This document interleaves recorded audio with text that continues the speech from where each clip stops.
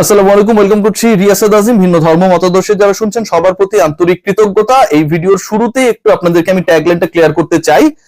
BCB cricket related যারা রয়েছেন, Bangladesh BPL এর যে গভর্নিং কাউন্সিল রয়েছে, সবার মধ্যে একটা টেন্ডেন্সি রয়েছে, ইচ্ছা রয়েছে, এবং সেই ইচ্ছাটা পূরণের ক্ষেত্রে ওই পার্টিকুলার ফ্র্যাঞ্চাইজ নেয়ার জন্য যারা আগ্রহী, তারা যদি প্রসেস মেনটেন করে আসে, তাহলে বাংলাদেশ প্রিমিয়ার লিগে প্রথমবারের মতো নোয়াখালী থেকে দল দেখা যেতে পারে। এটা একদমই সত্য ঘটনা, যদি প্রসেস মেনটেন করে আসে। আমি আবার বলছি, এবং একই সাথে ইন্টারন্যাশনাল কনসোর্টিয়াম যারা রয়েছে, আমরা জানি যে আমরা সিপিএল এ দেখি, আমরা IL-T20 তে দেখি, এই পার্টিকুলার যে কনসোর্টিয়াম গুলো রয়েছে তাদেরও অংশগ্রহণ এবারের বিপিএলটায় এনশিওর করা যায় কিনা। নোয়াখালী নিয়ে আলোচনা করতে গিয়ে বিডি ক্রিক টাইমে আমি একটা ইন্টারভিউ দিয়েছিলাম এবং সেটার খন্ডাংশ নিয়ে একটা রিলস করা হয়েছিল। সেটা নিয়ে মানুষের মধ্যে ক্ষোভ তৈরি হয়েছে, বিতর্কিত হয়েছে অনেক কিছু, এবং আমার প্রতি অনেকেই তাদের যে ভালোবাসার জায়গা সেই জায়গাটায় কষ্ট পেয়েছেন। নিঃস্বার্থভাবে নোয়াখালীবাসী যারা রয়েছেন, যারা আমার বক্তব্যের জন্য কষ্ট পেয়েছেন, তাদের কাছে আমি ক্ষমা প্রার্থী। এটা নিয়ে কোনো ধরনের বিতর্কের সুযোগ নেই, বা আমি কোনো যুক্তিও দেখাতে যাব না। কষ্ট যারা পেয়েছেন তারা তো আমার কথায় কষ্ট পেয়েছেন, আমার ভিডিও তারা দেখেন, তো তাদের সাথে আমার কোনো ধরনের এই ইস্যুতে ডিবেট নেই। যা বলেছি যে তাদের কাছে আমি নিঃস্বার্থভাবে ক্ষমা প্রার্থী। ঘটনাটা কি ঘটেছে, কেন এই আলোচনা হয়েছে, একটু আপনাদের সাথে ক্লিয়ার করি। এবং আপনারা যদি মনে করেন কমেন্ট বক্সে জানাবেন। আমি আর কখনো নোয়াখালী ইস্যুতে কোনো কন্টেন্ট বানাবো না। আমি কিন্তু প্রথমত চাই বিপিএল এ নোয়াখালী আসুক। আমি যে কন্টেন্টটায় আমার যে স্পিচটা দিয়েছিলাম, শুরুর 3টা লাইন কি ছিল? নোয়াখালী ডিজার্ভিং, তারা এখানটায় আসা উচিত। দ্বিতীয় লাইন কি ছিল?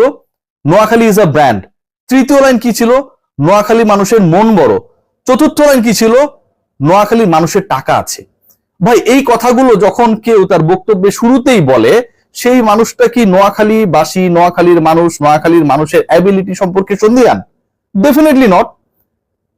এবারের বিপিএল গভর্নিং কাউন্সিল চায় যে এরকম বড় জায়গা থেকে, যেখানকার কমিউনিটির একটা বড় রিপ্রেজেন্টেশন রয়েছে, শুধুমাত্র বাংলাদেশে না, বাংলাদেশের ইকোনমিতে না, ঢাকায় না, চট্টগ্রামে না, দেশের বাইরেও যাদের একটা বড় ইনফ্লুয়েন্স রয়েছে, ইকোনমিতে যাদের একটা বড় প্রভাব রয়েছে, যে মানুষগুলো টাকাওয়ালা এবং খরচ করতে পারে, তাদের মধ্যে থেকে কেউ আসুক। কিন্তু আবার শুরুতে আমি বলেছি যে একটা প্রসেস মেনটেন করে আসুক।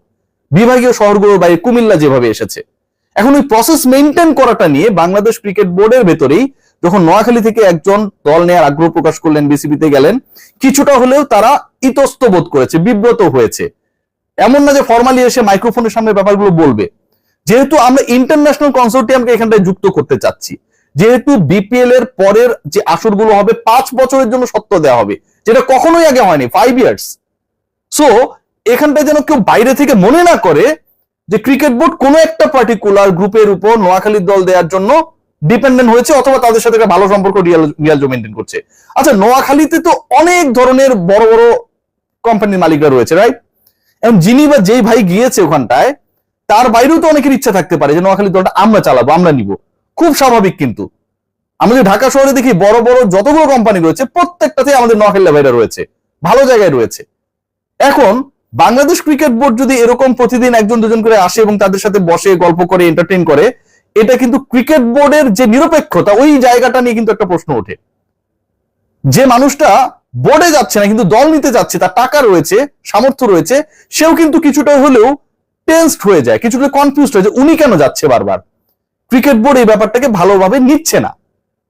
ওই সেন্স থেকে যদি আমি বলে থাকি যে নোয়াখালীবাসী বন বড়, তাদের টাকা রয়েছে, তারা ডিজার্ভ করে, নোয়াখালী টিম ডিজার্ভ করে, কিন্তু যেই প্রসেসে যাওয়া হয়েছে, যেই প্রসেসে আসলে নিজেদের এক্সপ্রেশন অফ ইন্টারেস্ট শো করা হলো, এই প্রসেসটা রং।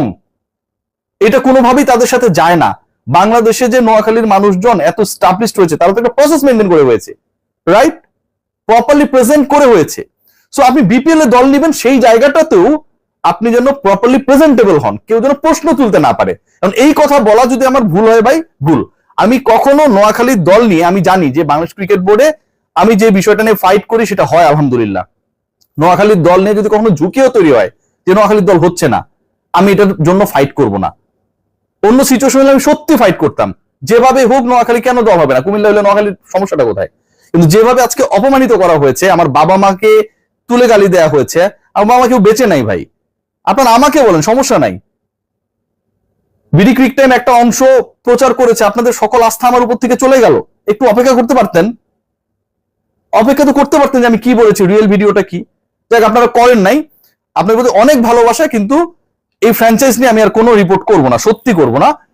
এবং একই সাথে আমার জন্য যারা, আমার কথার জন্য যারা কষ্ট পেয়েছেন তাদের প্রতি আমার পূর্ণ মানসিক সমর্থন রয়েছে।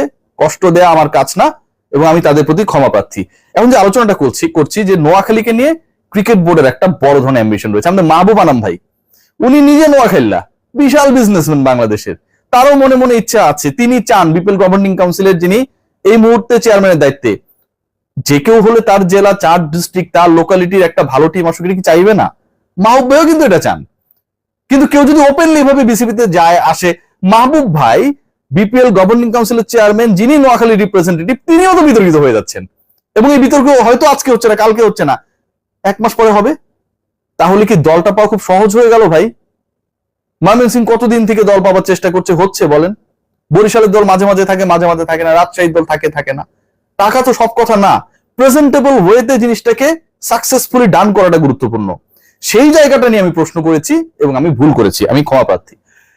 আরেকটা ব্যাপার গুরুত্বপূর্ণ, যে ইন্টারন্যাশনাল কনসোর্টিয়াম যারা, তাদের ব্যাপারে একটা ডিসিশন হয়ে যাবে হয়তো, এবং এটা নিয়ে বাংলাদেশ ক্রিকেট বোর্ড অলরেডি তারা 1 স্টেপ অ্যাহেড হয়েছে। আমি একদম সিরিয়াস আলোচনায় যাচ্ছি। নোয়াখালীর ব্যাপার নিয়ে আগ্রহের ব্যাপারটা কোথায় আছে সেটা আমি শেয়ার করলাম আপনাদের সাথে। এবং সেই কনসোর্টিয়াম যদি অ্যাড হয়, তাহলে বাংলাদেশ ক্রিকেট বোর্ডের টার্গেট যেটা, যে অ্যাটলিস্ট 5টা ফ্র্যাঞ্চাইজির সাথে তারা চুক্তিবদ্ধ হবে নেক্সট 5 ইয়ার্স এর জন্য। ইন্টারন্যাশনাল যদি কাউকে পাওয়া যায় যোগ্যতম দল হিসেবে, তাহলে দল সংখ্যা 6টাও হতে পারে। কারণ সবচেয়ে বড় ব্যাপার যে রংপুর এবং ফরচুন বরিশাল, মানে হচ্ছে বসুন্ধরা গ্রুপ এবং ফরচুন গ্রুপ, এই 2টা দল যেহেতু তাদের সাথে চুক্তি এখন কারোর সাথেই নাই, আবারও বিপিএল এ থাকবে, এটা নিয়ে কোনো ধরনের ডাউট নেই, এবং তারা অ্যাপ্লাই করলে তারা পাবে। খুলনাকে নিয়েও খুব বেশি প্রশ্ন নেই আপাতত। সো এই 3টা দলকে নিয়ে কোনো ধরনের প্রশ্ন নেই। এখন রাজশাহীতে যদি একটা ভালো ওনার পাওয়া যায়, চট্টগ্রামের ওনারশিপ যেহেতু তিনি ডিফল্টার, মাহবুব ভাই বলেছে যে ডিফল্টার কাউকে রাখা হবে না, থাকা না থাকা নিয়ে যথেষ্ট প্রশ্ন রয়েছে। নোয়াখালী সেখান থেকে ঢুকলো, এবং ইন্টারন্যাশনালি যারা রিনাউন্ড কনসোর্টিয়াম হিসেবে কাজ করছে বিভিন্ন ফ্র্যাঞ্চাইজ লিগ পরিচালনার ক্ষেত্রে, তাদের মধ্য থেকে একটা যদি দল পাওয়া যায়, তাহলে 6 দল নিয়ে আপকামিং বিপিএলটা হবে। এবং এটা যদি হয়, পরের বিপিএলটা বিশ্বাস করুন অসাধারণ হবে।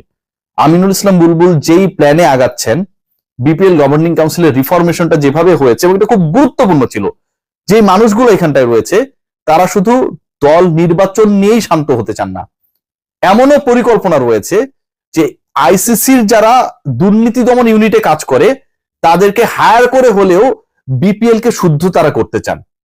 এই শুদ্ধ করার পরিকল্পনা যারা করছেন, আন্তর্জাতিক ফ্র্যাঞ্চাইজ গুলোকে বিপিএল এ আমন্ত্রণ করার পরিকল্পনা যারা করছেন, তার মানে তারা স্মার্ট পরিকল্পনা করছেন। সেই জায়গায় যদি চট্টগ্রাম থেকে কেউ, নোয়াখালী থেকে কেউ, রংপুর থেকে কেউ নিজেরা গিয়ে বিসিবিতে গিয়ে ইন্টারভিউ দেয় অথবা কাগজ সাবমিট করে যে ভাই আমি দল নিতে চাই, এটা কি কোনো স্মার্টনেস এর মধ্যে পড়ে ভাই বলেন? অবশ্যই পড়ে না। আপনারা প্রপার ওয়েতে আসুন। নোয়াখালীর দল নিয়ে কারো কোনো ধরনের সমস্যা নেই। They are the part of Bangladesh and they are the significant part of Bangladesh. So তারা যেন আসে, এবং এটা নিয়ে যেন কেউ কথা বলার সুযোগ না পায়, that is much more important. BD cric টাইমের ইন্টারভিউর প্রথম 15 সেকেন্ডে আমি বলছি, নোয়াখালী ডিজার্ভ করে, নোয়াখালীর মানুষের মন বড়, তাতে টাকা আছে, এবং নোয়াখালী ইজ আ ব্র্যান্ড। ওই অংশটুকু কেউ শুনলেন না, এটাই দুঃখের। সবাই ভালো থাকবেন। যারা কষ্ট পেয়েছেন, আমার কথায় যাদেরকে কষ্ট দিয়েছি, সবার কাছে আমি ক্ষমা প্রার্থী। Take great care.